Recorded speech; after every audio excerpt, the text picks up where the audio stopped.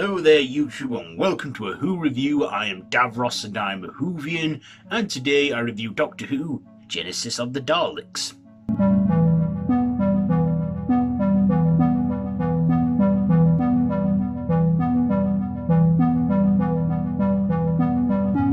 So this is a serial from 1975, a six-parter, where the Doctor is summoned by a Time Lord and is tasked on behalf of the Time Lords to prevent the Daleks' creation from ever being created on Skaro, or at least alter them so they become a less aggressive species.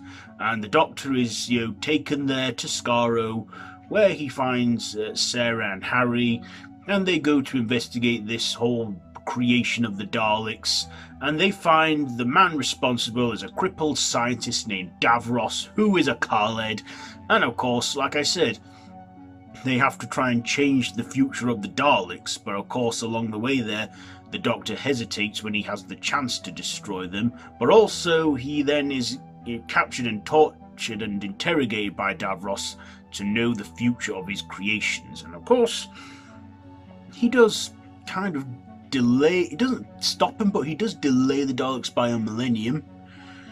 So yeah, that is pretty much the essential story. So what did I like about this one?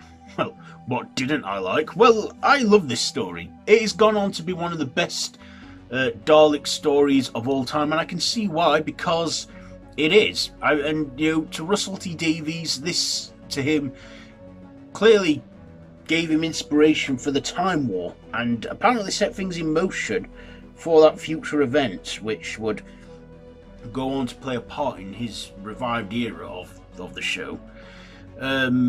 This also introduced Davros as well to the show. For the first time we met him, we got to see some origin story in the Daleks, their creation, and I thought the Daleks were pretty good as well, with the grey casing and what have you, and the way they said exterminate. The effects, I gotta say, by today's standards are pretty poor, but looked pretty good for its time, 1975, with the laser and everything. I mean, when we first saw them with William Hartnell, they were spraying stuff out of their lasers, but at the end of the day, the good effects on the lasers. I also liked, how we got to just see how it's all done, and the story, and yeah, and I also loved Tom Baker's performances. This one, he is at his top notch. I believe this was in his first season, and I believe to many fans, this is when he truly became the Doctor. Because we'd had John Pertwee for 4 years, and Tom Baker was still new as the Doctor at that time of this serial airing, and he was just top notch. He was, brilliant, and like I said, I think at that point people started to embrace him as the Doctor, and I think since then, it's like when a new actor takes on the role of the Doctor, they've sort of got to confront the Daleks to officially be, embraced as the Doctor, which, yeah. But I also like the character of Davros, played by Micheal Wisher in this one. He's been played by various actors, but Micheal Wisher, the original actor, I've got to say, was the best. I mean, the makeup effects and stuff that were done on him look pretty good. I mean, yeah, you can tell it's a man in makeup and stuff, but I can see why he was nightmare fuel for the kids of that time. And we also got, supporting leads from, Ian Marter and Elisabeth Sladen as Sarah and Harry. They were both great too, supporting Tom Baker's character through this. And also, Sarah would go on to revisit Davros in the revived era in Series 4.